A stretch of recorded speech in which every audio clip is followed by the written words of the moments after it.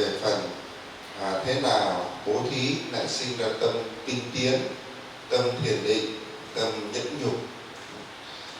Tâm nhẫn nhục, tất cả những cái gì từ một độ mà sinh ra gì 5 độ kia. Chúng ta nhớ kỹ, trong lục độ 3 la mật, bố thí, trì giới, nhẫn nhục, tinh tiến, thiền định, trí tuệ, thì chúng ta đã nghiên cứu hết về 4 cái độ kia rồi. Ngày hôm nay thì chúng ta cùng sang nghiên cứu thế nào là bố thí mà sinh ra tâm bát nhã với các Phật tử. Cái ý nghĩa thù thắng sâu rộng của cái việc bố thí là như vậy với các Phật tử. Có tiền để đi làm bố thí cũng là khó rồi. Có tiền đi phát tâm đi bố thí cho người khác, khuyến hóa cho người khác khởi được cái tâm lấy đồng tiền đem đi bố thí, thế là khó rồi. Thế nhưng mà gì ạ? Cái khó đó cũng chưa phải là khó, mà cái khó đó làm sao mà để gì ạ? Để sinh ra cái tâm trí tuệ của mình, sinh ra cái tâm nhẫn nhục của mình, sinh ra cái tâm trì giới của mình, sinh ra cái tâm tinh tiến của mình, thì cái điều đó mới là điều khó. Cũng như vậy mà đã bố thí được gì ạ? Mình đã tạo được cái phúc hữu vi. Nhờ có phúc hữu vi vậy mà mình mới yên tâm tu học. Các Phật tử nhớ là con người ta đầy đủ phải có phúc hữu vi, nhưng bây giờ các Phật tử phải có đầy đủ gì ạ? Trong gia đình phải có cơm, có nhà, rồi có đồng tiền. Đấy, cái phúc đó là cái phúc hữu vi, đấy là cái phúc cơ bản nhất. Nhưng mà cái đó không phải là rốt ráo, chúng ta phải nhớ cái đó không phải là rốt ráo, mà phải sinh ra cái gì? Sinh ra cái phúc vô vi, cái phúc mãi mãi, cái phúc không bao giờ mất. Thì cái đó mới là cái gì? Cái cùng tổ. Nên tại sao vua Lương Võ Đế xây dựng chùa nhiều như vậy, độ tăng nhiều như thế, nhưng mà khi hỏi tổ Bồ Đề Đạt Ma là tôi xây hàng vạn ngôi chùa, độ cho hàng ngàn tăng ni tu học vậy, thì có phúc không? Thì tổ Bồ Đề Đạt Ma nói là gì? Không phúc gì cả. Vì cái phúc đó dù có to như thế nào đi nữa, được nên làm chuyển luân thánh vương, hoặc là phúc được hưởng lên gì ạ? Làm đế thích là vua ngọc vàng, nhưng mà khi hưởng hết phúc thì vẫn cứ đọa lạc như thường. Cái phúc nào mà cái phúc là không bao giờ mất, không bao giờ mất, đấy gọi là cái phúc gì? Đấy là gọi là cái phúc vô vi. Các Phật tử nhớ, phúc vô vi nhưng phải có hữu vi. Muốn tạo thành một phúc vô vi thì mình bây giờ bản thân phải có cái phúc gì? Phúc hữu vi. Các Phật tử bây giờ muốn đi chùa không có cái xe đạp đi không được. Đi chùa mà tối nay về nhà mà gì ạ? Tối nay không biết về nhà thế nào. Về nhà là vợ chồng con cái là cãi nhau về cái khoản gì? Khoản nợ chưa xong. Chúng ta biết khoản nợ chưa xong, nợ người ta có 5 triệu, 10 triệu, 20 triệu, thế nhưng mà mình vẫn chưa trả nợ xong. Thế là mình đau đầu, mình ngại, mình không muốn gì, mình không muốn về nhà. Đấy là cái phúc hữu vi. Nhưng mà cái đó phải có. Cái đó là gì? Đó là cái tư lương, là cái bàn đạp, là cái đệ. Chúng ta nhớ nhỉ? Là cái tư lương, là cái bàn đạp, là cái đệ cho cái người tu. Người tu phải có cái đó. Bây giờ người tu mà lại gì? Phải lo từng bữa ăn, rất là khổ. Là gì? Không có thời gian đâu mà tĩnh tâm, không có thời gian đâu mà thiền tọa, không có thời gian đâu mà gì ạ? Mà chuyên chú vào Phật học. Ví dụ bây giờ nhà các Phật tử có đầy đủ rồi, kinh tế không phải lo lắng nữa, có một chút dư giả rồi, thì chúng ta yên tâm đi chùa, không phải suy nghĩ gì cả. Về con cái nó ôn hòa, nên là rất là tốt. Chứ bây giờ về mà là gì? Con cái vẫn còn nợ, chồng còn nợ, mọi người còn nợ như vậy thì mình đau khổ lắm, mình chưa an được. Đấy các Phật tử, để được cái hữu vi. Nhưng mà phải nói đến cái rốt ráo. Chúng ta biết các thầy hay khuyên chúng ta gì ạ? Tạo phúc, đi phóng sinh, đi cúng dường, đi làm tất cả các việc phúc. Chúng ta biết đấy là cái phúc gì? Tạo phúc cho mình trong đời này và đời sau. Trong đời này và đời sau, và đời sau mãi mãi phải nữa. Đấy là cái phúc gì? Có nhân thì sẽ có quả. Anh bố thí 30.000 thì tiếp sau anh sẽ được hưởng 30.000. Anh bố thí 1 cân vàng thì tiếp sau anh sẽ được hưởng 1 cân vàng. Điều đó là điều tất nhiên. đó là nhân quả. Nhân quả là gì ạ? Vẫn còn trong vòng đối đãi, nhân quả vẫn trong vòng đối đãi. Có tác nhân thì có gì ạ? Có quả. Có tác nhân thì có quả, nhất pháp không bao giờ mất. Chúng ta xả bỏ trong kiếp này, có khả năng trong đời này kiếp này chúng ta nhận lại ngay, nhưng cũng có khả năng gì đời sau kiếp sau chúng ta nhận được, nhưng cũng có khả năng là gì đời sau kiếp sau chưa nhận được, nhưng mà đến kiếp sau nữa thì chúng ta mới nhận được. Đấy là trong định luật gì nhân quả. Cũng như bây giờ chúng ta thấy là tại sao trong cuộc đời mình lại nhớ ơn những người này? Tại sao trong cuộc đời mình là mình là gì ạ? Thầy ơi, mình có những người ta giúp đỡ mình một cách gì vô tư, người ta giúp đỡ xong cái người ta cũng chẳng biết, người ta cũng chẳng cần mình gì ạ? Mình báo ơn người ta. Sao cái người nó dễ thế? Cái người ta mình muốn kính trọng người ta, mình muốn gần gũi người ta, mình muốn thân cận cúng dường với người ta, nhưng người ta lại không gì ạ? Không gần với mình. Đấy, chúng ta hiểu chưa? Đấy là chúng ta biết là chúng ta đã có cái tác nhân. Tác nhân là trong đời này kiếp này ta cũng gì ạ? Cúng dường một cách vô tư, giúp đỡ cho người khác một cách gì vô tư. Mình giúp đỡ xong cái là gì ạ? Là xong. Mình cũng không cần biết gia đình người ta như thế nào, không cần biết cuộc sống người ta đang làm sao. Mình chỉ thấy cái hiện quả như vậy thì mình gì ạ? Sẵn sàng ra tay cho mình giúp đỡ. Thì trong đời này kiếp này tự nhiên là có người gì khi đến mình nhân sự, mình đến cái việc của mình, tự nhiên là có người gì giúp đỡ cho mình một cách rất là nhiệt tình và vô tư. Xong việc cái là người ta cũng gì cũng giúp nuôi, người ta cũng không ấy nữa. Đấy là người ta trả hết mình gì cái kiếp nợ. Thế thì hôm nay chúng ta gì ạ? Bố thí làm sao mà để sinh ra cái tâm gì? Tâm bát nhã. Tâm bát nhã vậy thì một người Bồ Tát hành giả, chúng ta nhớ câu Phật tử. Bồ Tát hành giả là người Phật tử tu theo hạnh Bồ Tát hạnh, phải đầy đủ trình độ gì? Nghe pháp. Các Phật tử biết là nghe, học và trì, ba thứ. Nghe, học và gì ạ? Trì. Nghe, lắng nghe được cũng là khó. Đấy, các Phật tử biết ngồi đây mà lắng nghe được, không bị phân tâm tạp niệm, không bị những cái tư tưởng nó khác, mình cũng rất là mừng. Mừng là sao ạ?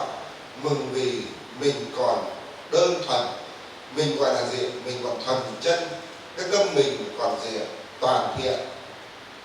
Cũng như ngày xưa đấy, chúng ta biết là các cháu bây giờ các cháu trẻ 7 tuổi, 8 tuổi, bố mẹ cho nó đi học, cho học đàn. Nó học gì? Học 1 tháng về nó đánh được đàn, nó giỏi. Thế mà mình cũng đi học đàn thì mình có học được không ạ? Cứ nói câu trước quên câu sau. Giáo viên người ta dạy phát trái, không muốn dạy, không muốn dạy cho mình nữa. Có Phật tử cũng vậy. Thế sao? Bộ thầy ơi, con có cái điện thoại điện thoại kỹ thuật số, thầy chỉ cho qua cái cách gì ạ? Để mở mạng ra để xem được thầy giảng pháp. Chỉ hôm trước hôm sau lại gì ạ? Lại quên mất rồi, không biết là chỗ nào thầy ạ? Bộ đấy có phải cái kho đâu mà mở ra nó ở chỗ nào mà mình biết cách nó mới mở ra được. Chúng ta hiểu điều đó. Mình không học được vì mình gì ạ? Tạp loạn, tâm mình không thuần chân, tâm mình không đơn giản, tâm mình đấy. Nên là các Phật tử cái tuổi này là mình phải giữ trở về cái tâm gì? Tâm hồn nhiên, tâm đơn giản, tâm nhẹ nhàng. Người đi tu chúng ta cần phải giữ được cái tâm đó. Mà muốn giữ được cái tâm đó thì chúng ta phải bế lục căn. Bế lục căn là gì ạ? Là để cho 6 căn không tiếp xúc. Nên là phải có trình độ nghe pháp. Học pháp là để biết cách xử lý. Biết cách xử lý. Tại sao mà gì? Ông sư đi vào điện đóng ma thì chỉ cần gì? Cốc nước cành dương, dương chi tịnh thủy biến sái tam thiên, vẩy cái. Thế là gì ạ? Vẩy đến đâu thì quỷ thần phải gì ạ? Phải xa đánh. Nhưng thầy pháp thì không được. Thầy pháp thì gì ạ? Là phải dùng gì ạ? Dùng dao, dùng đuốc để gì ạ? Cho những quỷ thần ở trong đó đi ra. Đấy, các Phật tử nhớ điều đó. Nên là cách làm thì khác nhau. Dân chúng thì sao? Người ta bảo là thấy sư thì chỉ Nam Mô A Di Đà bà già thì chẳng biết cái gì cả, sư không biết, không niệm được. Phải mời mấy ông thầy pháp này, ông đến ông gì ạ? Khua chân khua tay, múa chân múa tay thì mới niệm được. Đấy, chúng ta hiểu chưa? Vì cách thì khác gì ạ? Khác nhau, nhưng mà gì ạ? Ý nghĩa thì như nhau. Đấy, chúng ta thấy. Cũng như vậy, chúng ta bị cảm cúm, con người thì bảo là về uống cái này cái là khỏi ngay, có người phải đi tiêm cái khỏi ngay, cái người mua viên thuốc về cái là khỏi ngay. Cũng một cái bệnh cảm cúm, nhưng mà gì ạ? Cho thì khác nhau hoàn toàn cái phương pháp, tùy theo căn cơ của từng người. Thì ở đây nói là một Bồ Tát hành giả phải đầy đủ trình độ nghe pháp, học pháp và chỉ pháp mới có thể tiến nhập vào giai đoạn từ tài thí tiến nhập vào pháp thí, mới có thể chân chính dùng tâm xuất thế gian để hành tài thí và pháp thí. Đây ở đây điều quan trọng là tâm xuất thế gian. Tâm xuất thế gian là khi mình làm việc thế gian nhưng mà tâm mình đã xuất thế gian. Mình làm việc thế gian là gì? Mình đi bố thí là làm việc ở thế gian, nhưng mà tâm mình gì ạ? Tâm mình không chấp vào thế gian. Không chấp vào thế gian là tâm mình vượt qua cái điều đó, vượt qua cái ý nghĩa đó, cái cử chỉ của mình nó vượt qua, nó không nặng nề. Đấy, chúng ta hiểu đấy là tâm gì ở thế gian, thân mình ở thế gian, nhưng mà tâm mình đã gì ạ? Xuất thế gian để hành tài thí và pháp thí. Bố thí để sinh tâm trí tuệ, bố thí để sinh tâm bát nhã, chính từ đó mà ra. Tại sao người thế gian bố thí có thể xả tài, không thể xả thí? Dẫn tiến hành giả học xuất thế gian bố thí có thể xả tài mà cũng có thể xả gì ạ? Xả thí. Xả tài, chúng ta biết là xả tài là gì? Bỏ tiền của các thứ ra mình bố thí. Nhưng mà tại sao lại không xả thí? Đây, chúng ta biết là xả tài mà không xả thí. Các em, sáng nay em đi đâu đấy? Ôi chị ơi, sáng nay em đi phóng sinh chị ạ. Chị ơi, sáng mai ngày kia này em lên Hà Giang đi gì ạ? Em đi bố thí, em đi gì ạ? Đi cứu trợ đồng bào muốn đủ. Chúng ta biết chưa? Đấy là xả tài nhưng không xả gì ạ? Xả thí. Xả tài thì là mình đi bố thí rồi, nhưng mà tâm mình có chấp mắc không ạ? Chấp mắc là vẫn chấp mắc vào cái việc hôm nay mình đi bố gì ạ? Bố thí. Kể các Phật tử nghe câu chuyện có hai ông thầy thì đi qua một cái dòng sông lớn. Thế đến dòng sông thì có một cô gái, cô ngồi bên dòng sông, cô cứ khóc. Cô khóc hỏi làm sao khóc? Cô bảo là không biết cách nào để qua bờ gì ạ? Qua sang kia sông được. Thế thì có cái ông thầy, ông bảo vậy thì nên vai ông cõng sang bên gì ạ? Ông cõng cô gái này sang bên bờ bên kia. Thế ông thầy này cõng cô gái sang bờ bên kia rồi, ông thầy kia cái lẩm bẩm là ông là phạm giới, hôm nay là gì ạ? Là cõng gái qua gì ạ? Cõng gái qua sông. Ông này phạm gì ạ? Phạm giới. Thế ông này ông cõng cô gái cô qua sông rồi sang bờ bên kia thì để cô xuống rồi. Thế thì hai người đi về chùa, cái ông này cứ đi bên cạnh tầm rồi. Nay về mắt sư phụ là ông này hôm nay gì ạ? Hôm nay phạm giới cái nọ kia. Gần đến cửa chùa rồi thì sao ạ? Thế ông này cũng, cái ông bên cạnh ông ấy cõng cô gái đó, ông ấy nói là gì ạ? Sư huynh ạ, em đã để cô gái đó ở bên bờ đó rồi, nhưng mà anh cõng cô gái đến tận gì ạ? Về đến tận cổng gì ạ? Cổng chùa. Chúng ta hiểu chưa? Là tâm mình vẫn dính gì ạ? Tâm mình vẫn dính mắc. Người ta cõng xong rồi, người ta đã để ở bên bờ bên kia, người ta không dính mắc nữa, mà tâm mình vẫn gì ạ? Vẫn dính mắc. Là cứ lúc nào cái hình ảnh cái ông sư cõng cô gái cứ ở trong cái gì ạ? Trong đầu mình không thấy được, cứ lẩm bẩm trong người là gì? Lần này về phải gì ạ? Phải bạch với sư phụ, bạch với chư tăng là ông thầy này ông phạm gì ạ? Ông phạm giới này, ông cõng gái qua sông. Đấy, chúng ta hiểu điều đó. Thì ở đây cũng nói là gì? Có thể xả tài nhưng mà lại không thể xả thí. Xả tài là gì? Tiền của mình bỏ ra rồi, nhưng mà cái tâm mình lại gì ạ? Lại dính mắc. Tâm mình dính mắc là tâm mình không bỏ. Mình hôm nay mình đi phóng sinh xong hết rồi, nhưng mà về nhà hôm qua đi phóng sinh mua nhiều cá lắm đấy, hôm qua làm gì bỏ ra hơn gì 500.000 để mua gì ạ? Mua cá. Thế là tâm mình có dính mắc vậy? Dính mắc, chúng ta nhớ nhé. Đấy. Cho nên là người gì ạ? Người thế gian bố thí, người thế gian hành bố thí là có thể xả tài nhưng không xả thí.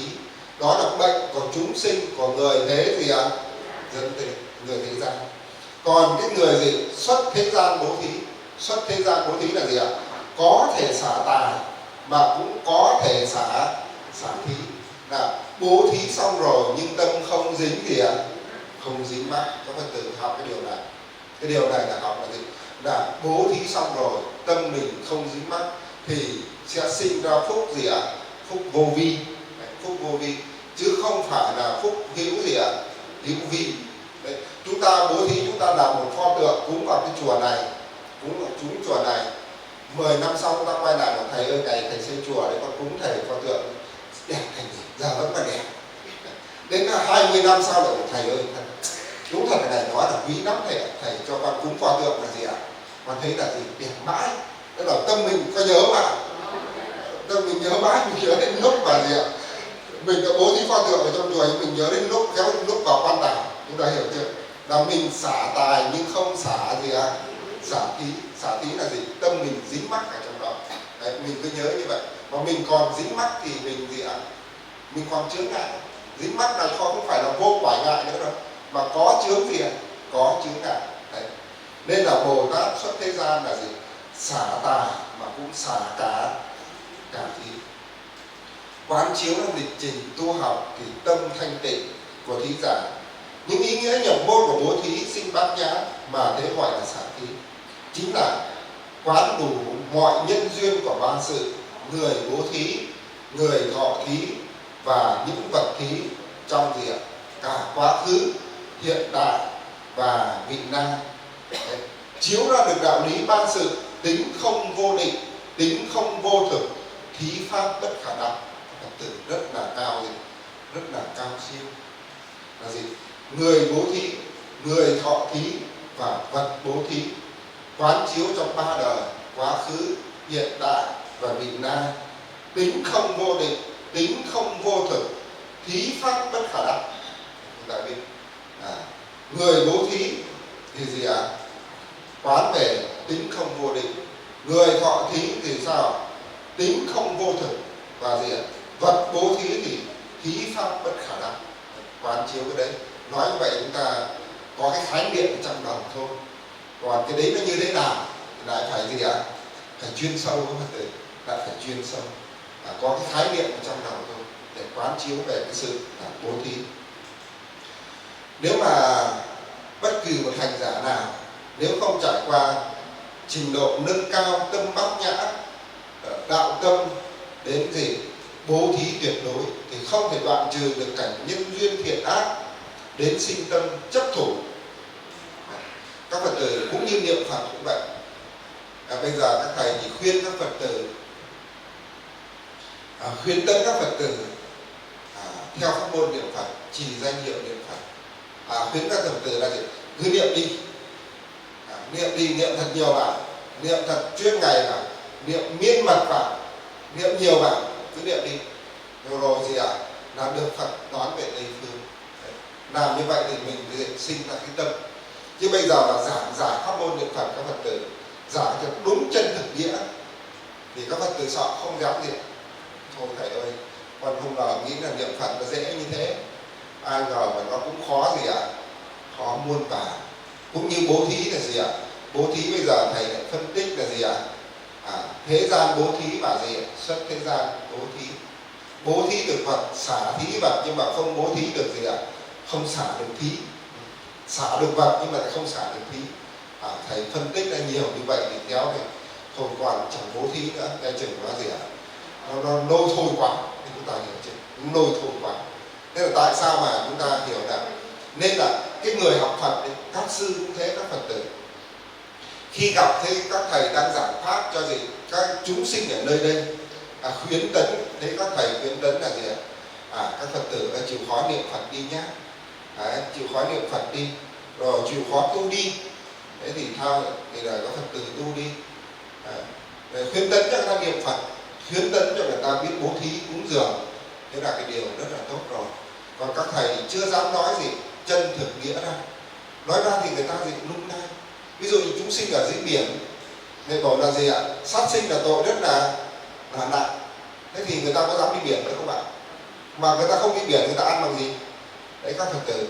thì lúc đó mình gì ạ? Mình biết chúng sinh ở nơi đây vùng biển không thể là gì nói người ta là không được sát sinh. Đấy. Mà mình chỉ nói là gì ạ? Cố gắng là đi chùa niệm Phật, cố gắng đến chùa để làm hạnh phúc, cố gắng đến chùa để tu đạo. Các Phật tử hiểu chưa ạ? Đấy là chúng sinh nơi đó dù biết không đạt đến sự rốt ráo của lời Phật dạy, nhưng mà vẫn khuyến tấn cho người ta biết trừng ác khuyến thiện. Đó là điều gì ạ? Điều tốt nhất. Đấy, các Phật tử biết là tùy căn cơ. Nên khi nghe pháp cũng vậy. Nghe pháp nhiều lúc mà mình gì y theo lời văn, chúng sinh ở nơi đây thì nói cái văn này để gì? Đối với người này để dùng cái văn này để gì? Để khuyến hóa người ta. Nhưng mà khi mà mình đưa lên mạng, mình bay ra khắp 10 phương, người nọ kia thì bắt đầu đi vào là gì? Thê phán công kích. Sao ông thầy này ông lại nói như thế? Ông thầy này cũng nói là ông chân đối cái việc gì? Chúng sinh ở nơi đây, để ông thầy ông nói chuyện này, chứ không phải là rốt ráo. Nhưng mà bây giờ đây là như hôm nay chúng ta nói về gì? Bố thí một cách rốt ráo là gì? Xả tài mà cũng là xả thí. Ba thí là gì? Người bố thí, vật bố thí và người thọ thí đều gì ạ? Đều đạt được là tính không vô định, tính không vô thực, thí pháp bất khả đắc. Ba thứ đó mà đạt được thì nó xa vời lắm. Nó xa vời lắm nên là chỉ nhắc các Phật tử, chỉ nhắc cho các Phật tử biết được cái khái niệm đó thôi, chứ còn không thể giảng hết ra được, không thể nói là chân thực nghĩa được. Cũng như vậy, người niệm Phật cũng vậy. Người niệm Phật để đạt đến sự giải thoát giác ngộ, đạt sự tu tập thì cả một vấn đề dài. Nếu bây giờ mà nói như vậy thì Phật tử thôi thầy ơi, tôi không quan tu đâu. Nên là trước đây như vậy, khi mà người Phật tử mà đang tu theo pháp môn niệm Phật rất tinh tiến thì tự nhiên là thoái chuyển của Phật tử. Thoái chuyển vì sao ạ? Ta niệm Phật nó lâu quá chẳng thấy thành Phật gì. Rồi người ta bị cái thế duyên nó gì, nó trói buộc người ta vào. Rồi người ta gì càng ngày càng xa. Vậy thì những người đó phải gì? Phải khuyến tấn cho người ta được giữ được cái đạo gì? Đạo tâm kiên cố để cho người ta tu niệm Phật. Thế thì hành giả đấy, nếu mà không trải qua cái trình độ nâng cao tâm bát nhã để đạt đến thái độ bố thí, tuyệt đối không được, không đoạn trừ được cái cảnh nhân duyên hiện ác dẫn đến sinh tâm chấp thủ hỷ, nộ, tham, xen, oán hối. Chúng ta biết mấy cái tâm hỷ là gì ạ? Là vui mừng. Nộ tức giận, tham lam, xẻn là gì? Tiếc, oán là gì ạ? Oán giận, hối là gì? Hối hận. Trong quá trình bố thí mà mình khởi được gì? Khởi lên những cái tâm chấp thủ và tâm giữ chặt thì có người thì chỉ vì có cái cảm giác, các Phật tử biết là cảm giác, khi mà chúng ta cầm con cá hoặc cầm con vật chúng ta bố thí, hoặc có người đến thì đi bố thí mà có cái cảm giác là mình bị mình nâng mình được người ta, những người nhận thí đấy, người ta lễ mình, người ta gì cảm ơn rối rít mình, người ta nghĩ mình như là gì ạ? Như Phật, như Bồ Tát. Mình thích có cái cảm giác đó, các Phật tử biết, thích có cái cảm giác đó. Người hầu đồng cũng thế các Phật tử, người hầu đồng cũng vậy các Phật tử. Là gì ạ? Gọi là mình nói là câu là phê là khi mà hầu đồng vào đàn hát cung văn lời ca tiếng thánh gì vang lên là người ta gì ạ? Người ta nghĩ người ta là thánh. Chúng ta hiểu chưa? Mà bị gì? Bị phê. Ta hiểu bị phê. Cũng như con trai của mình, cháu mình vậy, tối nào cũng đi ra sàn cái nhảy. Đâu thầy ạ? Ra sàn nhảy vui lắm, hay lắm. Ra sàn nhảy nó gì ạ? Nó phê. Chúng ta biết nó uống một tí gì ạ? Hít một ít hơi thuốc cười hoặc là thuốc đắc một chút, thế là gì ạ? Cộng thêm tiếng nhạc nữa là nó nhảy suốt từ 8 giờ 9 giờ tối mà nhảy đến 1-2 giờ đêm, nó phê. Thì cũng vậy, người bố thí mà gì sinh đến tâm chấp thủ hỷ là gì ạ? Chấp thủ hỷ là cái cảm giác nâng mình đi đến bố thí mà mình được gì ạ? Mình được gì? Được người ta chắp tay, được người ta gì ạ? Cảm ơn, được người ta rối rít, người ta gì? người ta cảm ơn. Ví dụ như chúng ta vậy, chúng ta nên vùng Hà Giang lúc đấy bố thí. Khi thực mình ở Hải Phòng này mình vẫn ngửa tay mình đi xin, nhưng khi đến nơi mình xuống bản cái là mình thành Bồ Tát ngay. Lúc đấy mình thành Bồ Tát là gì ạ? Mình cho kẹo này, cho dầu gì ạ? Dầu xoa này, cho các cháu cái bánh cái kẹo này, rồi cho người ta cái nọ cái kia. Đấy là mình thích được cái cảm gì ạ? Thích được có cái cảm giác đó. Chúng ta nhớ, thích được cảm giác đó là gì? Ở đây nói là gì? Dẫn đến sinh tâm chấp thủ hỷ. Chấp thủ là bám chặt vào cái cảm giác đó, lần nào cũng muốn đi làm vậy vì cảm giác đó, nên cái này cũng phải gì? Cũng phải bỏ. Ở đây nói là hành giả mà không thể đoạn trừ được do bố thí mà sinh tâm tham chấp đối với người thọ thí, vật sở thí, sẽ không bao giờ mà dẫn tiến đến gì ạ? Tâm xuất thế, tiến nhập vào hành trì viên mãn trì giới, Bồ Tát giới, nhẫn nhục, tinh tiến, thiền định và trí tuệ. Nếu mà còn không đoạn trừ được cái tâm gì? Sinh tham chấp, chấp vào mấy thứ hỉ nộ tham xẻn oán hối. Chúng ta đi bố thí, chúng ta bảo là gì? Chúng tôi cất công từ gì ạ? Hải Phòng lên Điện Biên, Lai Châu, Sơn Nam, tôi trèo đèo lội suối vào bản, vào nơi để các ông mà lại không cho tôi phát quà. Chính quyền xã nó muốn gì ạ? Nó muốn xin thí. Người ta hiểu chưa? Nó xin thí. Chính quyền xã muốn xin thí. Mình bảo là các ông thì có lương nhà nước rồi, tôi không cho. Đấy, còn gì ạ? Tôi phải cho người dân gì ạ? Người dân nghèo. Đấy, các bạn thử. Thế vậy thì nhà nước, người ta, chính quyền nó bắt đầu đã đi ghé với dân, nó bảo là gì? Chấp nữa đoàn này là cho mỗi gia đình 300 đấy, phải nộp lại cho xã mỗi người một gì ạ? 100 nộp lại. Bây giờ các bà mới nhận đi, danh sách tôi gửi đây rồi. Còn chốc nữa xong là các bà phải gì ạ? Mỗi gia đình phải nộp lên 100. Không, lần sau tôi không cho đi gì ạ? Không ra cho nhận nữa. Đấy, chúng ta hiểu. Cái ngày xưa thầy đi làm bố thí vậy, thầy nhiều một lần bấp, thì lần sau thầy nhớ mãi thầy đi cô hương. Thầy dặn cô hương là gì? Từ lần sau rồi đi là gì? Ngoài cái việc bố thí cho các Phật tử, nhất khoát phải bố thí cho xã. Nhất khoát phải bố thí cho xã, mà ông chủ tịch xã ông nói thật, cũng bảo thầy ạ, đi vào đèo chạy gọi hết nhà đó gọi kia cũng mệt, bất hơi đó không có gì cả. Thôi các thầy cho anh tôi một gì ạ? Bố thí. Thế thì nói vậy thì mình có dễ không ạ? Mình chọn một ở đây thôi, cái này là bố thí cho dân nghèo, còn đây là cái này biếu cho gì ạ? Cho xã, thêm cho các bác ít tiền để các bác mua bút mực để các thứ các bác làm. Cái thì đầy đủ. Thế là đi đâu người ta cũng vui mà, vui, dân vui mà gì ạ? Chính quyền cũng gì ạ?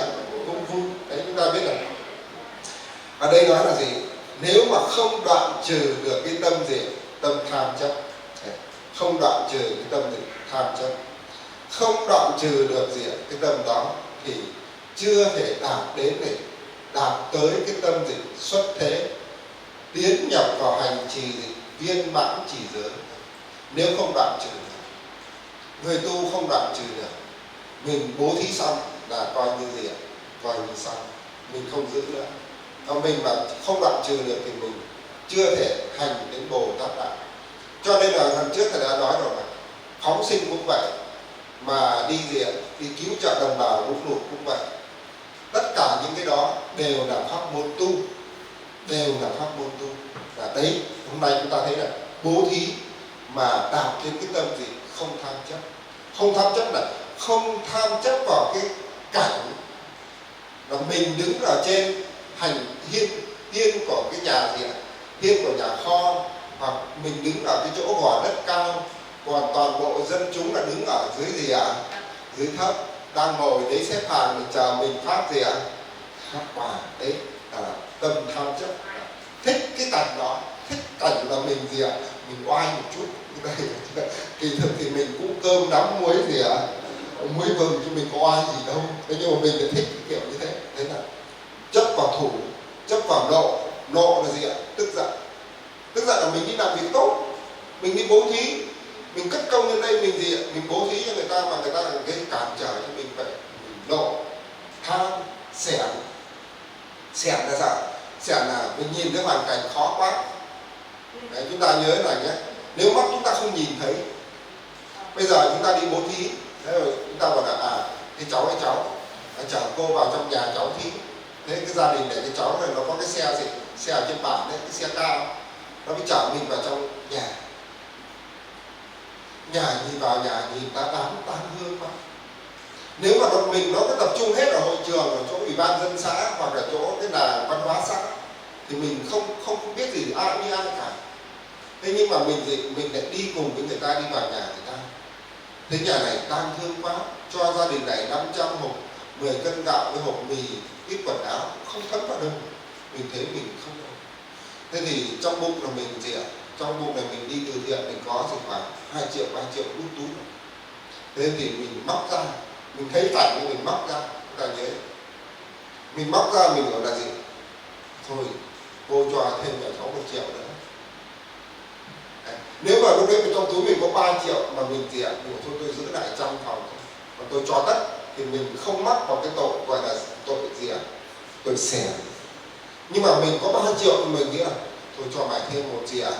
1 triệu là gia đình này đã chỉ được 500, 1 hộp mì và 10 cân gạo, y như các gia đình khác. Nhưng mình đến đó mình đã cho người ta thêm được 1 triệu, thế đó là nhiều chưa ạ? So cái việc đó là nhiều, nhưng không ngờ là gì?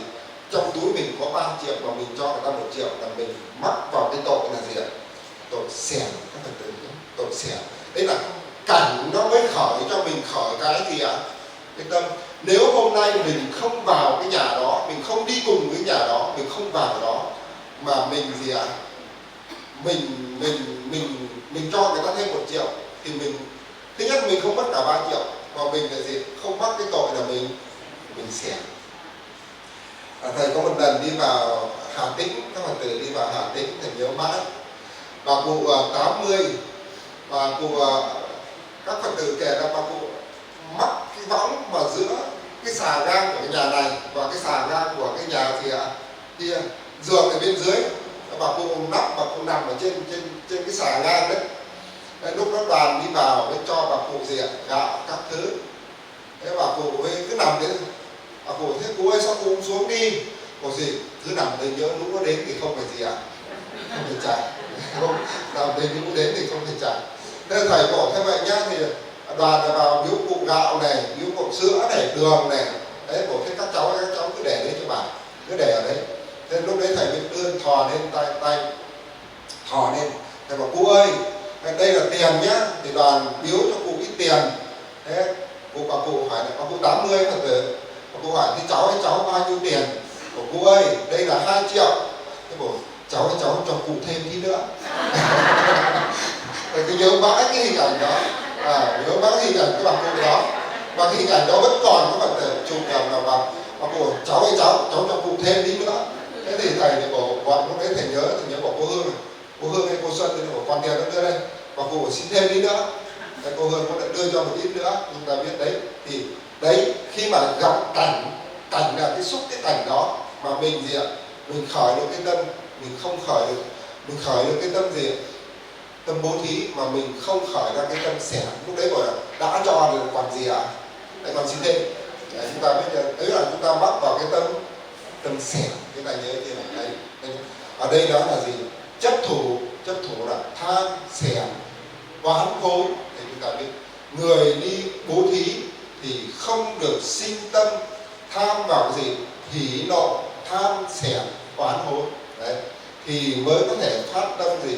Xuất thế, tiến nhập vào hành trì viên mãn chỉ giới. Đấy, nhẫn nhục để chúng ta hiểu. Tăng luân thể không, đây không phải là câu nói tùy tiện của cái người thế gian, trong khi hiểu được phép quán về bất sinh phân biệt, hoặc giả quán tưởng nội tâm không tham trước một thứ gì, có thể là một bước để đạt tới. Chúng ta thường hay nhìn được cái thành quả là gì? Tam luân thể không mà chư Phật Bồ Tát tu bố thí chứng được đạo quả thành nhân, bỏ quên mất tu nhân mà thành Phật Bồ Tát tam luân thể không. Quá trình quán chiếu như thế nào? Đây là sai lầm thường mắc phải của phàm phu chúng sinh. Hiện nay tự ngộ nhận mình là lợi căn khí, có thể đốn chứng được pháp giới thực tướng. Thì chúng ta biết là bài giảng thì gì ạ? Chỉ trong vòng 30 phút hoặc 1 tiếng là có thể giảng xong. Thế nhưng mà gì? Để chứng ngộ để hiểu được đó thì chúng ta phải đi vào trong thực tế.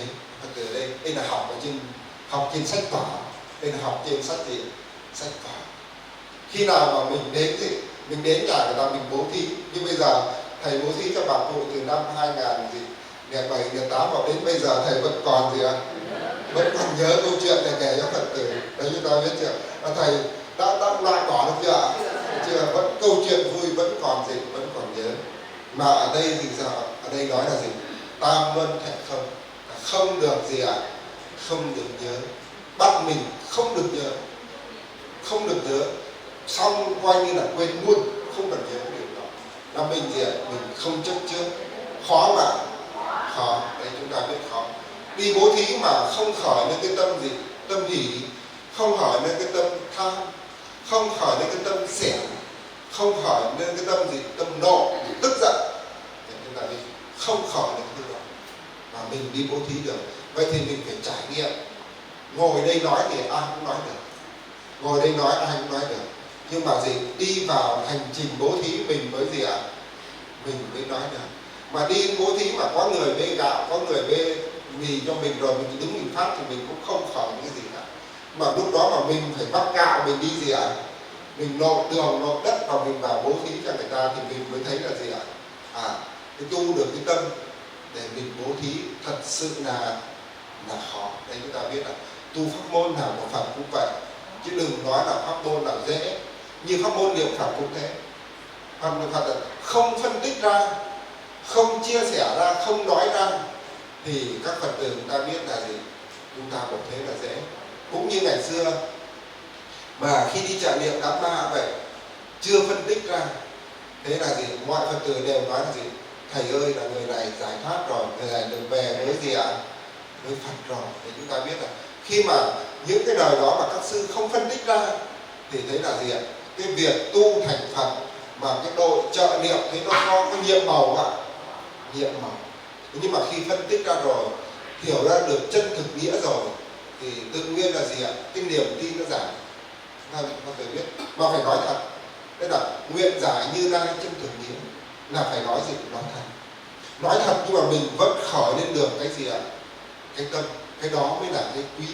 Còn nếu mà mình không nói thật, mình phương tiện mình nói. Vì phương tiện mình nói. Bây giờ mà mình ra gì ạ? Ra nơi khác mà mình chọn niệm đám ma cho người ta, mình thấy người ta niệm thoại tướng vạn sinh mềm mại, mình nói với dân là gì ở đây, cái độ tôi đi niệm Phật ở đây mà gì mà cụ vạn sinh, nhìn cái cơ thể mềm mại vậy là người ta thích nhá, dân nào thích. Nói 10 người đi tu người ta đi tu ngay. Nhất là về quê thầy bây giờ chỉ cần trợ niệm cho một đám mà mềm mại như vậy là theo hết. Ta hiểu chưa? Theo hết. Đấy là người ta theo bằng đức gì ạ? Đức tin.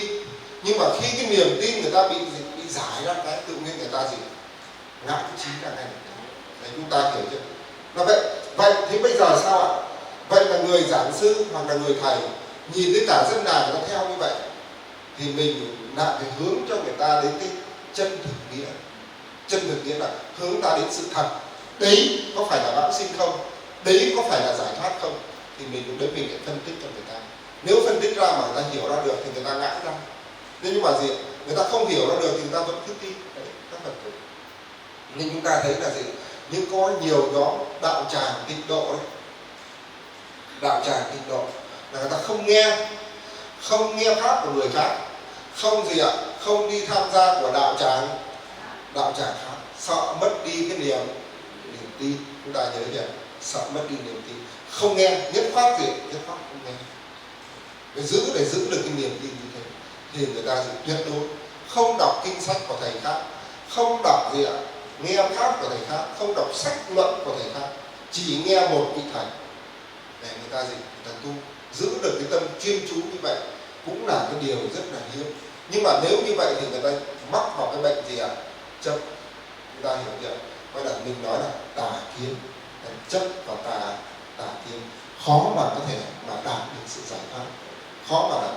Nếu mà người mà gì nghe hết, học hết, hiểu hết nhưng mà vẫn biết giữ được cái tâm cung kính.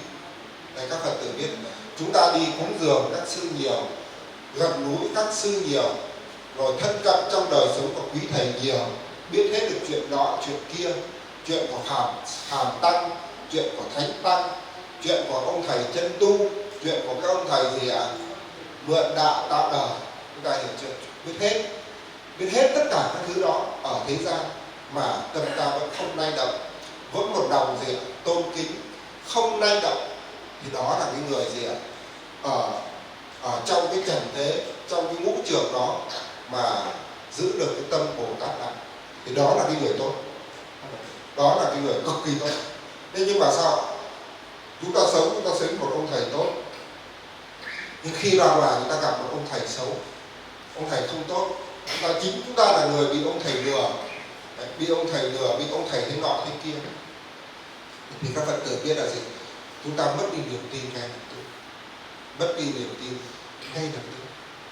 Có một vị Phật tử, có một ông thầy, ông lúc đấy là ông gì ạ, cho ông thầy là vay 5 tỷ. Sau đó thì sao? Sau đó thì ông thầy cứ đần trần không trả, rồi tiếp tục vào để dùng luật sư, dùng các thứ để đòi cái đồng tiền ra, đòi mãi mới được Phật tử, đòi mãi nó xong, cũng hết xong rồi. Thế nhưng mà sao? Sau này ông thầy gặp nạn, Phật tử đó biết, nhưng Phật tử đó bảo thầy ạ, thật sự là từ đấy trở đi là niềm tin tam bảo của con đối với chư tăng mất hết. Để chúng ta biết là mất hết.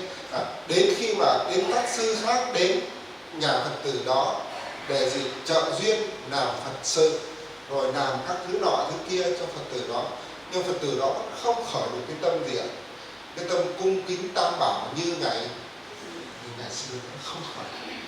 Ta xây chùa để làm gì ạ? Xây chùa để độ chúng sinh, nhớ câu xây chùa độ chúng sinh.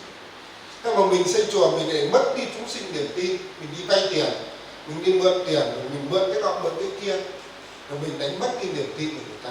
Thế là gì? Thế là học các Phật tử, học cái điều đó. Rồi mình đi tu, rồi mình xây chùa để độ sinh, mà chưa xây xong đã làm gì ạ? Đã kết duyên ác với chúng sinh rồi, là nguy hiểm lắm.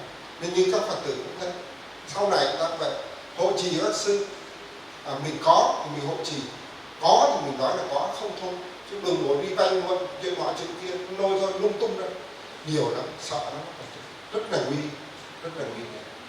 Chúng ta trở về bài. Bất sinh phân biệt, hoặc giả quán tưởng nội tâm không chấp trước một thứ gì, thì mới có thể đạt đến gì? Chứng ngộ được tam luân thể không. Chư Phật Bồ Tát thì các ngài chứng ngộ được điều đó. Nhưng mà người phàm phu chúng ta thì hay mắc phải sai lầm. Phải sai lầm là gì? Tự ngộ nhận mình là người thông minh, tự ngộ nhận là mình là người giỏi, có thể chứng ngộ được gì? Thực tướng của pháp, các pháp. Nhưng kỳ thực là mình là người gì? Chấp trước rất là nhiều. Các bạn chấp trước rất là nhiều. Nên là gì? Sau khi mà cái người mà tu theo pháp môn niệm Phật A Di Đà cũng vậy, mình chỉ niệm Phật thôi, mình chưa nghiên cứu. Các Phật tử ở trong chùa thế, mình chỉ niệm Phật thôi, mình chưa nghiên cứu. Thế mai mình đi nghe các ông thầy nào nói là không có Phật A Di Đà, Phật A Di Đà là sản phẩm của Trung Quốc, thế là mình gì ạ? Mất đi niềm tin. Và nữa là ông thầy ông nói là gì? Chú Đại Bi là cũng không phải của gì ạ? Của Phật nói. Chú Đại Nghiêm cũng không phải của Phật nói. Đấy là sản phẩm của Trung Quốc. Mình lại không chỉ chú Đại Bi, không chỉ chú Đại Nghiêm. Ở trong chùa thì mình có Phật tử. Các sư ông ấy đi học, nghe pháp, ngộ nhận điều đó. Mà mình cứ nghĩ là Phật không nói, nhưng mà cái công năng diệu dụng của nó thì mình lại không nghĩ ra. Công năng diệu dụng của nó thì mình lại không nghĩ ra. Mình cứ vậy là mình sinh ra gì? Mình chưa trì kinh nghiệm Phật mà mình đã gì? Sinh ra cái tâm tà kiến. Mình chưa niệm Phật mình đã sinh ra tà kiến rồi. Cái người nói là gì? Người chưa nghiên cứu rốt ráo vào pháp môn niệm Phật cũng là tà kiến. Rất là khó trong đời này. Mà các Phật tử chúng ta thì không phải là người gì ạ? Không phải là người chuyên sâu mà mình có thể gì? Lĩnh ngộ. Nói một cái này cái là mình lĩnh ngộ được ngay. Và phải nhờ các thầy, mà các thầy là người hướng đạo. Nếu mà các thầy là người hướng đạo mà lại nói như vậy.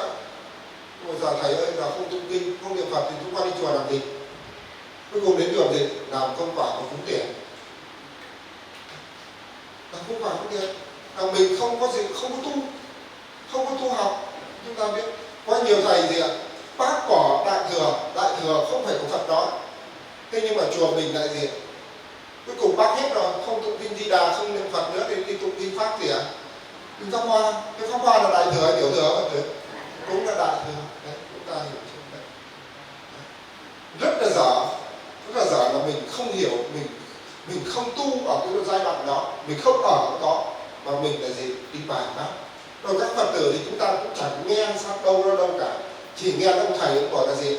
Không có Phật Di Đà đâu, không có kinh Di Đà đâu, đấy là sản phẩm Trung Quốc. Chỉ nghe ông thầy nói thế là gì ạ? Mai về đem kinh Di Đà gì ạ? Cho bếp đun. Chúng ta hiểu chưa? Đấy. Là nguy hiểm đến mức độ như thế. Nguy hiểm như vậy. Thế là gì? Cái người thầy đó phá đi đạo tâm ở nơi gì ạ? Ở nơi cái người Phật tử khác. Tuyệt cái đức tin, tuyệt cái giống Phật ở nơi người gì? Phật tử khác. Nguy hiểm lắm. Ác, cái là ác. Gọi là ác tri thức. Ác tri thức. Đấy, tuyên bố là đăng lên mạng gì ạ? Mạng giáo. Đấy, các Phật tử. Không giả. Đây có thầy thì bảo là không có đại thừa. Không có đại thừa thì sao? Không có đại thừa là trong chùa sẽ không bao giờ thờ gì, chỉ thờ một Phật thích ca. Nhưng mà trong chùa thì thờ vạn Phật, Phật tử, bao nhiêu tượng Phật cài bốn xung quanh. Rồi trên ban thờ cũng có ba ngôi gì ạ? Ba Tam Bảo, cũng có quá khứ hiện tại vì năng. Thế thì người ta đại thừa hay còn gì nữa? Thế coi như là mồm anh nói gì ạ? Mồm anh nói là không đại thừa, nhưng mà tay anh bả vào mồm anh, đúng chưa? Rồi bảo là gì ạ? Cái như ví dụ như cái cây đèn này, cây đèn là không được dùng đồ đèn của Trung Quốc. Thế thì mình lại đi gì ạ? Cũng đem cái mẫu đèn này đưa cho thợ đúc đồng Nam Định thành cái cây đèn gì ạ? Một đèn này là đèn Việt Nam và đèn kia là đèn gì ạ? Đèn Trung Quốc. Kỳ thực gì ạ? Chất liệu thì khác nhau nhưng mà hình tướng thì giống. Thế có phải là rất là mâu thuẫn các Phật tử? Đấy, không hiểu được điều đó. Các Phật tử chúng ta cũng không hiểu được điều đó. Làm cho gì? Rối loạn nhân tâm, rất là nguy hiểm. Rối loạn nhân tâm. Mà chư tổ đã truyền bá gì? Bao nhiêu đời, bao nhiêu kiếp, bao nhiêu đời từ lúc Đức Phật gì? Thành đạo cho đến bây giờ không được tuyệt diệt, mà mình lại đi, mình là người học sinh mà mình lại đi phát ngôn như thế. Các Phật tử biết là có thầy nói là chú Đại Bi không phải là sản phẩm của gì? Sản phẩm của Tây Tạng, sản phẩm của Mật Tông, sản phẩm của Đạo Bà La Môn, không phải của Phật gì. Phật nói đấy, Phật tử nguy hiểm như thế. Còn cái đấy mình không bàn, mình không đi sâu vào cái chuyện đó nữa. Nhưng mà nếu ở Hải Phòng này mà có cái chuyện đó, các Phật tử báo thầy biết, thầy có chuyên đề giảng về việc đó, chuyên đề giảng về cái điều đó. Là niềm tin làm sao gì không được mất. Chúng ta biết niềm tin không được mất. Mình tu theo pháp môn này, mình tu theo pháp môn kia, mình tu theo thầy này, mình tu theo thầy kia, nhưng nhất khoát không được công kích lẫn nhau, không được đả phá lẫn nhau, không được bài xích lẫn nhau. Đó là điều quan trọng của người Phật tử, của người đệ tử Phật, không được làm vậy. Đấy, chúng ta biết là nói như vậy là chúng ta biết là Hải Phòng mình vẫn là đơn thuần, vẫn là nhẹ nhàng, chưa gì nổi lên các trường phái rồi gì tìm rồi gì ạ công kích lẫn nhau. Chúng ta biết là trong kinh điển Chính Pháp Diệt Tận, Đức Phật có huyền ý là đến cái thời mà gì gọi là thời này gọi là đấu tranh kiên cố. Ta nhớ có cái câu là đấu tranh kiên cố là các tông, các phái, các trường phái đều bảo vệ luận điểm của mình là đúng và cho người khác là sai, và phê phán bài xích nói lẫn nhau. Đấy, chúng ta nhớ chưa? Đấy, vậy gọi là cái thời gì? Thời này là thời đấu tranh kiên cố. Bây giờ phàm phu chúng sinh muốn học tập Bồ Tát, tiến nhập vào cảnh giới xuất thế gian bố thí, trong cuộc sống hàng ngày tâm thường tĩnh lặng. Chúng ta nhớ là cái điều này điều quan trọng. Tâm thường tĩnh lặng trong đời sống hàng ngày, tâm thường tĩnh lặng là cả ngày mình cứ thấy là gì? cả ngày mình cứ lủi thủi một mình mà mình không thích buồn. Các Phật tử mà ở nhà một mình cả ngày mà ta thấy gì ạ? Ta thích buồn, thế là nguy hiểm đấy. Cả ngày hôm nay mình chẳng nói chuyện với ai cả là mình gì ạ? Mình thích buồn. Mà mình không thấy buồn là sao? Mình đi sách, mình đọc, mình ngồi mình nghiên cứu, mình cứ thấy một ngày đã qua một ngày. Mình không thấy, mình thấy an lạc, an trụ. Sáng lên thời kinh, trưa lên thời kinh, tối lên thời kinh, rồi còn là mấy cái tiếng nhỏ nhỏ mình đi giặt giũ, mình đi tắm rửa, mình đi xóc đồ ăn, mình đọc sách một lúc, thế là mình thấy gì ạ? Một ngày của mình qua đi rất là nhanh. Nếu mà các Phật tử bây giờ mà ở nhà đấy, mà thầy ơi, từ sáng đến tối con chẳng biết làm gì, sao nó ngày nó dài gì, dài vời vợi, mãi không hết gì ạ? Mãi không hết một ngày, thế là nguy hiểm lắm đấy các bạn. Cái tâm đấy là tâm gì? Tâm nguy hiểm lắm. Một ngày mà mình thấy là những ngày dài vời vợi là nguy hiểm lắm. Thầy gì ạ? Thầy cứ quay cái này, quay sang kia, thầy đã thấy hết một gì ạ? Hết một tuần nhanh thế, sau một tuần nhanh thế, một tuần nhanh thế, một tuần ở mỗi nơi một chút, đọc mỗi nơi một chút, giải quyết mỗi nơi một ít việc, thế là đã hết một tuần. Quay đi quay lại đã đến gì ngày Bồ Tát ngày nhập giới, nhanh lắm. Thế thì làm sao mà mình giữ được cái tâm của mình như vậy? Các Phật tử giữ được cái tâm của mình không thấy nhàm chán, không thấy ngày nó dài. Ở đây nói là cuộc sống hàng ngày tâm phải tĩnh lặng, tâm nó phẳng lặng, mình không thích buồn. Đương khi mình bố thí, đặt chân lên thực địa như thế nào, dùng phương pháp gì để quán chiếu, để điều phục được thích ứng, nâng cao cái tâm thái bố thí của bản thân, mới có thể tương ưng với quán chiếu bát nhã. Trong khi lúc mình bố thí, trong khi lúc mình thì phóng sinh, mình quán chiếu như thế nào, cái tâm mình quán chiếu như thế nào. Ba luân thể không, ba luân thể không, quán chiếu là không khởi lên 6 cái tâm hỉ nộ ái ố tham xẻn oán hối. Chúng ta biết là hỉ nộ tham xẻn, hỉ nộ tham xẻn oán hối, đây là 6 cái tâm. Không khởi lên được cái tâm đó. Khi bố thí cũng vậy, khi phóng sinh cũng vậy, không được vui quá, cũng không được buồn quá, không được oán giận, cũng không được tham lam.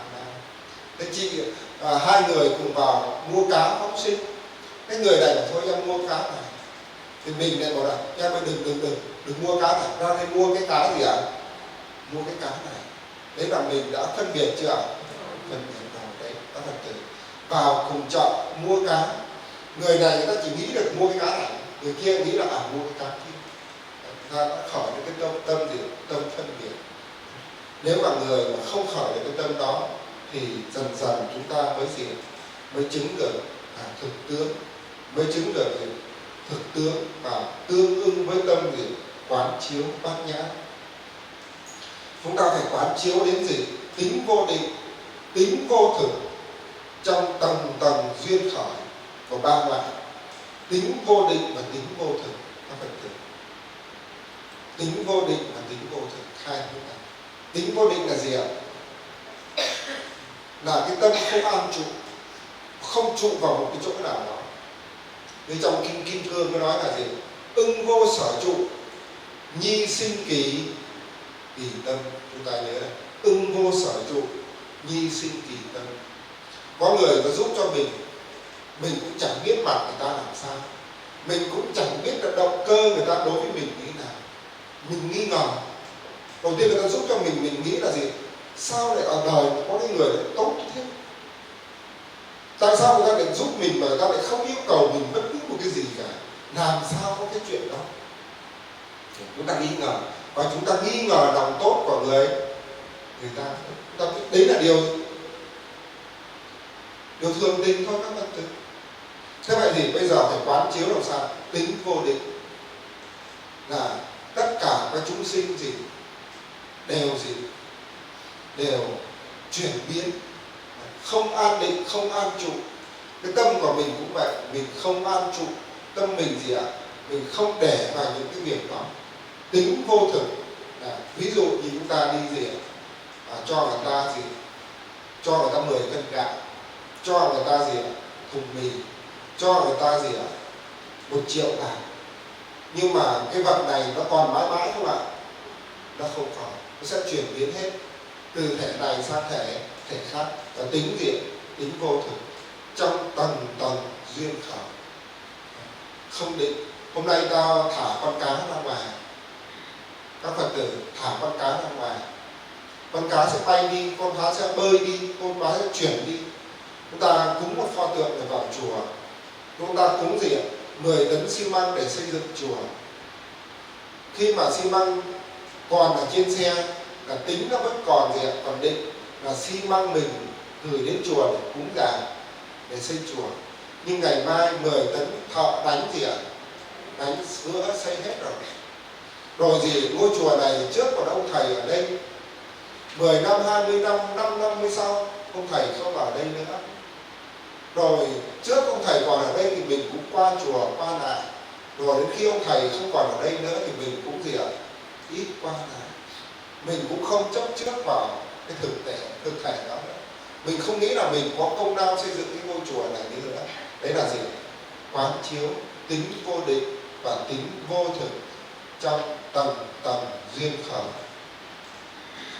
Người bố thí, người thọ thí, tài vật thí để chứng minh là đạo lý là bất khả đắc. Đấy. Trước tiên từ vật thí, tại sao không chấp trước đạo lý này để gì? Để nói, đấy là quán chiếu gì?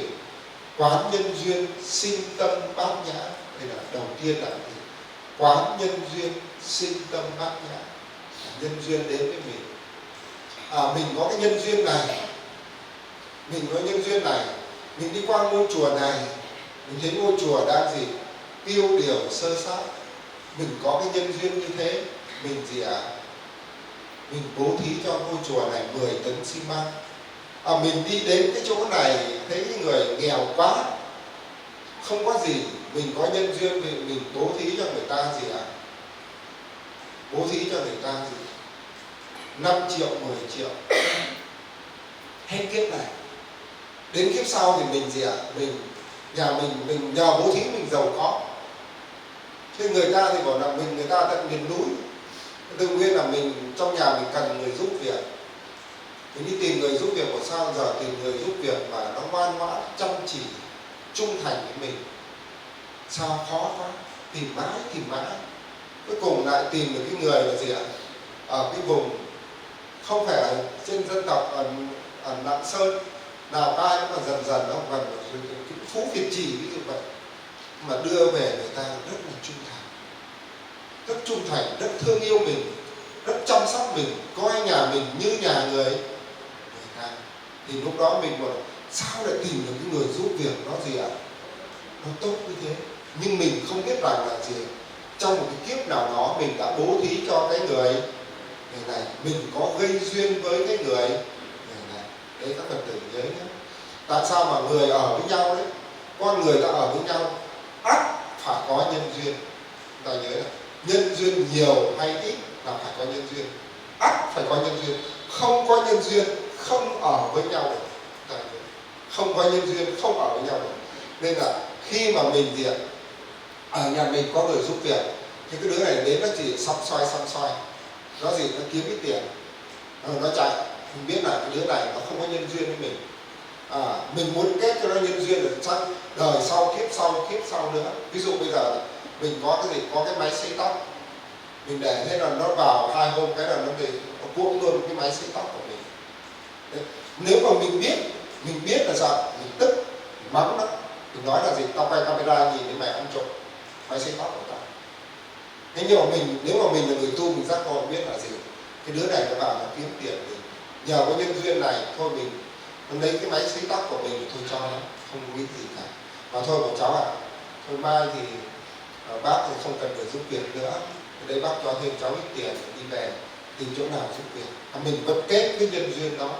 Mà cái đứa này rõ ràng nó ăn trộm mình, nhưng nó không oán mình, mà nó luôn luôn phải cảm gì ạ?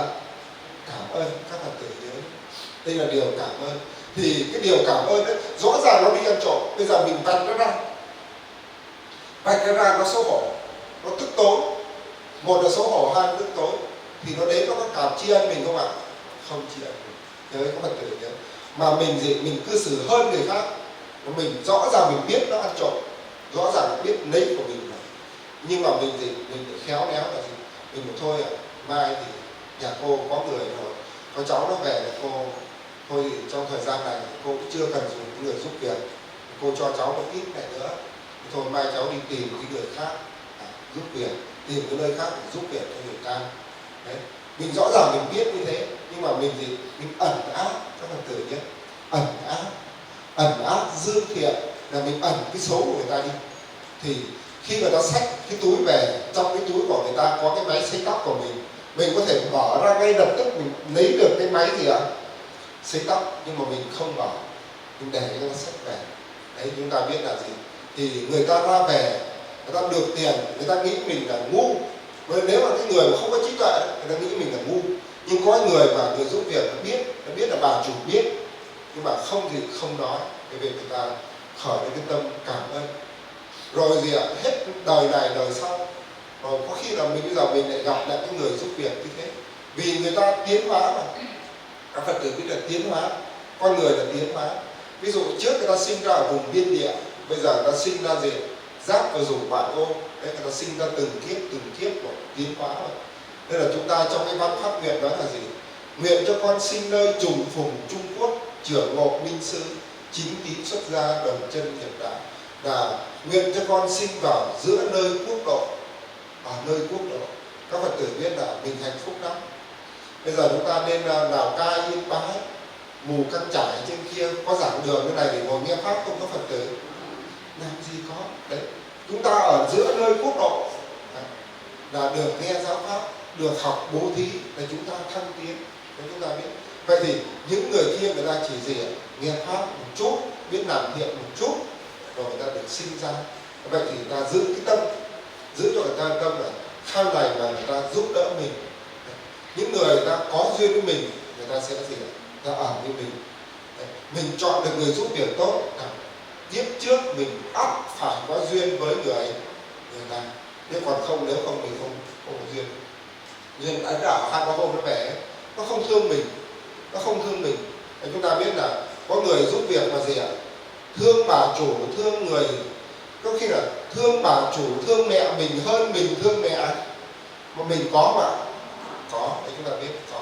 Còn cái mặt xấu có, mặt xấu cũng có, nhưng mà mình không nói cái mặt xấu là cái người giúp việc như thế này kia. Nhưng mà thầy nói là có những người giúp việc mà mẹ mình ốm mình không chăm được, những người giúp việc còn chăm mẹ mình hơn cả bản thân. Khi mà sư bà gì, Huệ Minh, Huệ Tâm là hai sư bà thầy Phật tử, là Hòa thượng Ấn Thuận năm 80 tuổi là bắt đầu Hòa thượng phải có thị giả riêng. Hòa thượng Ấn Thuận 80 tuổi thị giả riêng. Mà đến lúc của Hòa thượng gì, năm 112 tuổi Hòa thượng mới mất. Thì cái khóa của thầy là gì? Khóa học mà năm thứ gì? Năm Hòa thượng 105 tuổi. Các thầy chỉ nghe thôi. Là hai sư bà là cũng là hai người Phật tử. Thì sau khi mà nấu nướng cho Hòa thượng ăn, năm Hòa thượng 80 tuổi, hai sư bà phát tâm đi xuất gia. Thì xuất gia xong rồi cứ thị giả bên Hòa thượng cho đến ngày Hòa thượng gì mất. Hòa thượng Ấn Thuận thị giả cơm nước, rồi ăn uống, rồi là quần áo tắm rửa, tất cả các thứ là hai sư bà trông lo cho Hòa thượng. Đến ngày Hòa thượng Ấn Thuận mất thì các sư bà không khóc, có phải không khóc. Lúc đấy là Hòa thượng Ấn Thuận mất thì năm đấy các sư bà 80 rồi, không khóc. Thế nhưng mà trước khi Hòa thượng mất đã thì Hòa thượng có một ít tiền là thành lập cái gọi là Ấn Thuận Cơ Kim Hội, Ấn Thuận Cơ Kim Hội. Thế thì cũng cho sư bà một chút, để cho sư bà về lúc đó là về cái Lan Nhã ở một cái tịnh xá tu. Rồi mọi người có hỏi là phỏng vấn sư bà về cuộc đời của Hòa thượng Ấn Thuận, thì sư bà đều kể chuyện hết, vì sư bà là người gì thì giảng Hòa thượng lâu nhất. Nên hỏi là thế vậy thì bây giờ sư bà mất rồi, Hòa thượng mất rồi, thì hai sư bà có những cái cảm nghĩ về của mình như thế nào? Thì chúng ta biết thì hai sư bà vẫn là tạo được người tu là gì, cũng như Đức A Nan ấy, mà khi mà Đức Phật mất, A Nan là người thị giả Phật, nhưng mà khi Đức Phật mất thì A Nan là người khóc nhiều nhất. Khóc nhiều nhất là sao ạ? Cái tâm ỷ lại, cái tâm là nghĩ là Phật mất rồi thì bây giờ mình sống với ai? Ai là người gì nâng đỡ mình, ai là người giúp đỡ mình, ai là người bảo ban cho mình. Thì sau khi Đức Phật mất thì Tôn giả A Nan là người gì? Người khóc nhiều nhất, khóc Đức Phật. Thì mọi người mới hỏi hai sư bà Huệ Tâm là gì ạ? Thế thì Hòa thượng Ân Thuận mất rồi thì các sư bà có cảm giác gì? Thì các sư bà nói là gì? Rất là chúc nguyện cho Hòa thượng là gì? Bồ Tát hạnh trở lại nhân gian để độ chúng sinh, và kiếp sau thì nếu có đầy đủ nhân duyên thì vẫn xin là người thị giả của Hòa, thị giả của Hòa thượng. Chúng ta biết vậy là cái tâm gì? Tâm không nay động. Đây là chúng ta biết là quán nhân duyên, xin tâm bát nhã. Quán nhân duyên là mình hiểu được lý nhân duyên để xin cái tâm bát nhã. Ở trong gia đình của mình cũng vậy. Mình nấu cơm, mình chăm nom cho con cái, mình nhớ vậy, không bao giờ mất đâu các bạn tử. Mình đừng nghĩ là gì? Khổ trong cái thân này. Gì ạ? Làm đủ thứ về là ô xin cao cấp cho cả nhà. Mình cứ nghĩ như thế. Các bạn tử, mình cứ nghĩ như vậy. Mình thế nọ kia. Thế nhưng mà mình phải quán cái nhân duyên. Quán nhân duyên là tại sao mình lại ở trong cái nhà này? Tại sao mình lại lấy cái người chồng này? Tại sao mình sinh ra người con như thế này? Rồi tại sao mình cứ nấu nướng quét dọn hàng ngày, cứ quằn quặt suốt ngày này? Mình cứ nấu nướng như vậy thì mình quán nhân duyên. Có cái nhân duyên này, mình trong cái đời trước, kiếp trước mình có nợ những người như thế này. Rồi bây giờ mình gì ạ? Mình một là mình trả nợ, đấy là đúng là nợ. Còn nếu không phải là nợ, thì kiếp này mình cứ tình nguyện mình đi gì ạ? Mình nấu nướng, mình phục dịch, mình chăm sóc. Rồi sao ạ? Ắt có nhân duyên trong đời sau, kiếp sau. Nếu mình đã đi tu làm sư rồi thì vẫn có người gì ạ? Giúp việc cho người. Và những người giúp việc đó là những người gần mình gì ạ? Gần mình nhất. Các Phật tử nhớ nhé. Người gần mình nhất là người có nhân duyên sâu đậm với mình nhất sẽ giúp việc cho mình. Nên là mình phải gì? Quán nhân duyên sinh tâm bát nhã. Quán nhân duyên sinh tâm bát nhã này. Còn cái thứ hai nữa là gì? Quán giả danh quán, vô thường quán. Vừa giờ là quán nhân duyên sinh tâm bát nhã. Đây là giả danh quán, vô thường quán. Ví dụ như chúng ta thực phẩm bố thí của chúng ta là một cái bàn, hoặc một giỏ hoa quả, một bộ quần áo, thậm chí là một ngôi nhà. Bạn cần phải hiểu rõ là gì?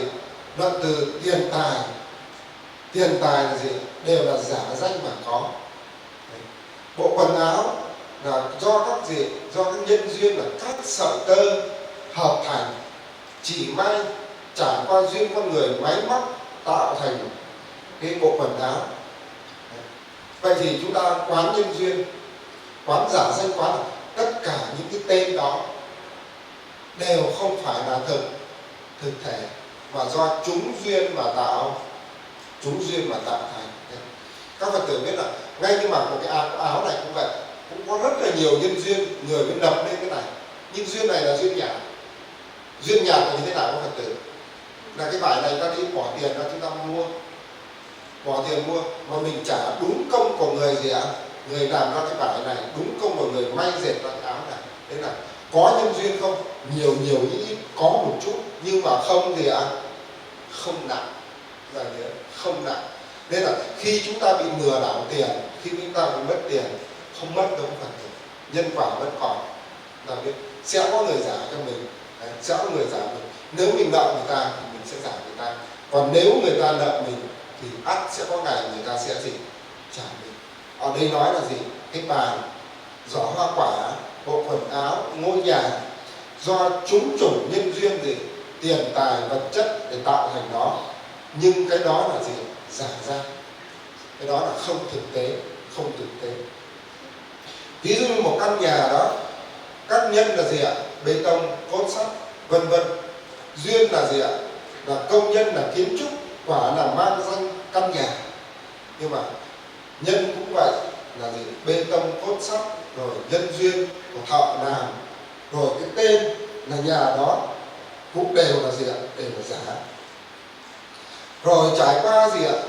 Ví dụ như các loài hoa quả thì nhân là hạt giống, tiếp theo các duyên là gì? Duyên là gieo trồng, là vun sới, là ánh nắng, là nước, là soi rọi. Khi mà nó nảy mầm lớn lên và trải thành gì? Kết thành quả, gọi đó là gì? Quả thực. Nhưng mà tất cả những thứ đó đấy, từ quần áo, nhà cửa cho đến gì? Hoa quả, bất cứ một danh xưng, một vật phẩm nào vốn dĩ đều không có gọi danh tự, là quán giả danh chúng ta, do con người ta đặt ra, chứ nó thực thể cái đó không có, tự do con người giả thiết cho nó một danh tự. Như vậy mới có tên là gì? Hoa quả, tiền tài, nhà cửa. Có thể thấy xưng hiệu vạn vật vốn chính là hư giả. Đặt ra tiền, đặt ra hoa quả, đặt ra nhà cửa, đặt ra xi măng, đặt ra gì ạ? Đặt ra gạo muối, tất cả những cái tên đó đều là gì? Đều là do con người mà làm ra. Như tiết trước thầy nói về cái vấn đề là gì? Lễ nghi. Lễ nghi là biểu hiện lòng thành kính, lòng tôn kính đối với bậc gì ạ? Mình cúng. Thế mình muốn làm lễ nghi gì thì lễ. Cứ lễ nghi là gì lễ. Và lễ làm sao mà gì? Mà khiến cho người ta tôn kính.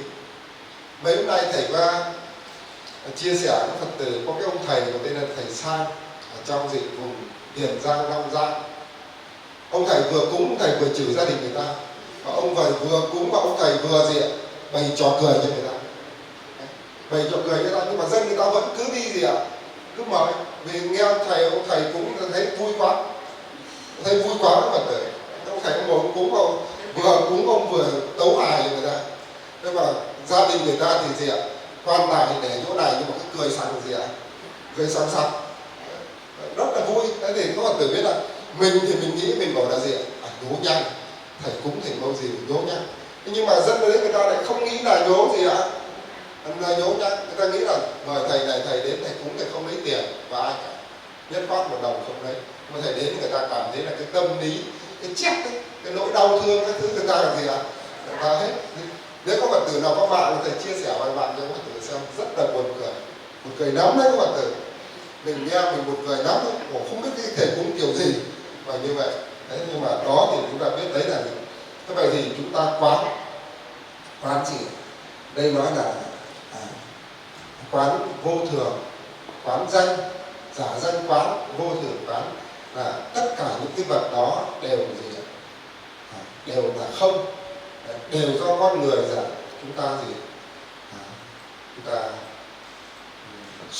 suy đặt ra mà thành, chứ nó không phải có gì, không có thực tế. Khi nhân duyên nó tan rã thì có gì? Nó mất đi. Sau khi người thọ thí đấy, được thí chủ thu hoạch những cái vật này, có thể tránh được giá rét nóng bức mà khiến họ sinh ra đủ mọi tâm thứ cảm ơn, hoan hỉ, báo ân, hưởng dụng. Mà khi vật thí của người thọ thí bị cướp đoạt thì người ta sinh ra gì? Sinh ra tâm phẫn nộ, bi thương, thất vọng. Tất cả những thứ đó phải tự biết là cái tâm trùng cái tâm như vậy thì là người Bồ Tát hành giả phải quán là gì? Giả danh quán. Thế là đầu bài thầy vẫn nói là gì? Mượn bố thí để tu cái tâm, mượn phóng sinh để gì? Để tu cái tâm. Đây mới là mục đích quan trọng nhất của trong đạo Phật. Thế thì còn vấn đề tiếp theo là về vấn đề về quán về không. Quán về không thì thời gian cũng không còn cho phép, nên là chúng ta thì lại để dành sang cái tiết sau thì chúng ta cùng nghiên cứu về quán không như thế nào. Giả danh quán, vô thường quán, đến cái người bố thí cho mình, đến cái vật bố thí mình và mình bố thí cũng đều là gì? Đều là hư giả, đều là hư giả. Chúng ta nhớ là cái quả, mình mua cái quả mình đi bố thí cho người khác, nhưng cái quả khi người ta ăn đấy, qua một đêm sáng hôm sau lại ra đồ bất gì ạ? Ra đồ bất tịnh, thì mình quán ra như vậy là cái quả này không phải có thực thể. Đấy, cái nhà này bây giờ mình xây cho người ta cái nhà kỷ nghĩa đẹp, nhưng 10 năm, 50 năm sau lại trở thành cái nhà gì ạ? Cũ kỹ, rồi lại 100 năm sau thì trở thành đống gì ạ? Đống đất. Thì chúng ta biết đấy là gì? giả danh, nó không phải thực tế, mà nó là vô thường, nó sẽ không còn gì, không còn mãi mãi. Nên là mình quan sát được như vậy, khi mà mình bố thí cho người khác mà mình quan sát như vậy thì tâm mình không chấp trước, tâm đồng với thái hư, tâm đồng với hư không thì trí tuệ liền nảy sinh, trí tuệ liền nảy sinh. Cho nên chúng ta cần phải gì? Các Phật tử chúng ta biết là mình tu như vậy để mình cố gắng, mình cố gắng để mình quán chiếu cho cái tâm mình cho nó tốt, để mình không chấp trước. Người tu là mình không chấp trước, không khổ đau thì mình mới tự tại này.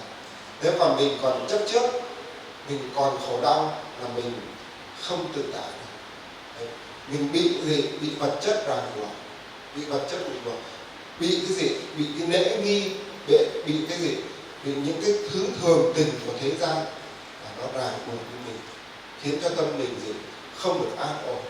Đấy. Tất cả những thứ không ràng buộc để giúp cho mình cái gì ạ? Giúp cho mình đạt được cái tâm gì? Tịch tĩnh. Các Phật tử nhớ nhé, tịch tĩnh là tâm an vui, an lạc.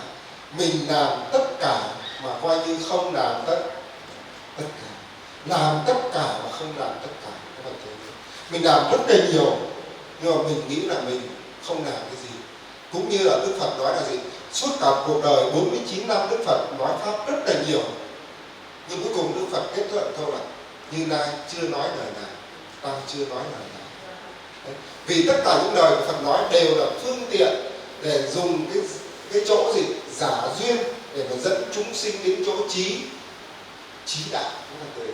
Giả duyên như chúng ta trong Kinh Pháp Hoa, chúng ta đọc trong Kinh Pháp Hoa là gì ạ? Các con thì đang vui chơi ở trong nhà lửa. Đấy. Nhà lửa là nhà lửa tam giới, các con vui chơi vậy. Thế thì gã trưởng giả muốn dụ con mình ra ngoài, mới nói là các con ơi, đừng vui chơi ở trong nhà này, cha có gì xe trâu, xe dê, xe hư, xe lai, xe ngọc ngà, xe vàng bạc ở bên ngoài kia, các con mau chạy ra ngoài đấy để gì ạ? Để nhận. Đấy. Nếu mà người con cứ mãi vui chơi thì không ăn. Còn gì? Nhờ có ông trưởng giả tham cái kia thì mới gì ạ? Mới nhận. Cũng như vậy, chúng ta thấy là Kinh Di Đà miêu tả về thế giới cực lạc đẹp không ạ? Đẹp lắm, thích lắm. Thế là chúng ta phải tích cực niệm thì mới phát sinh về đó. Thế còn đấy là chúng ta biết là đấy là rất là tốt. Tất cả những phương tiện đó khởi cho mình, vừa giờ thầy kết luận câu là gì? Chúng ta không được sinh tâm gì chấp trước, hiểu nhé? Chấp trước. Cái tâm mình không được chấp trước là điều quan trọng lắm. Cái tâm chấp trước là nguy hiểm lắm. Và cái tâm chấp trước, chúng ta thấy là gì? Tất cả đồng với hư không cả. Người Phật tử chúng ta thấy là khi mà chúng ta thấy cụ Yến hay ngồi ở đây khỏe như thế, nhưng mà thì trong một cơn bạo bệnh cái là chúng ta đã thấy là cơn bạo bệnh cái là trở thành gì ạ? Hư vô. Cái gì là của ta? Nên nói là gì? Giả danh quán, vô thường quán. Cái gì không bền vững. Tất cả các Phật tử, cái nhà này thầy có mang đi được không ạ? Không mang được. Nhưng mà cái tình, cái nhân duyên giữa các Phật tử và thầy với các Phật tử, cái này sẽ là mãi mãi trong đời hiện tại, đời vị lai và đời vị sau. Đây nên là chúng ta phải chú ý quán xét về cái gì? Quán xét về cái tình cảm giữa con người với con người tốt hơn. Ví dụ ông thầy cũng vậy, cứ mãi đi xây chùa, nhìn thấy ai cắt mù lên vì sao ạ? Vì công đạo không giả được. Thế vậy mình có kết nhân duyên không có Phật tử? Thế là mình kết ác duyên. Phật tử nhớ nhé, công việc chỉ là công việc, nhà cửa không còn mãi, gia đình là mình vậy, nhưng mà cái nhân duyên sẽ đi với mình ở trong đời này, kiếp này, đời sau và kiếp gì ạ? Kiếp sau. Đấy. Thành tựu cho mình hay hủy hoại mình cũng ở trong cái gì? Cái nhân duyên đó. Bài hôm nay thầy xin chia sẻ Phật tử ở đây. Còn quán không nữa, bài sau chúng ta là gì ạ? Tu tiếp. Chúc các Phật tử ta tinh tiến tu tập an lạc nhé.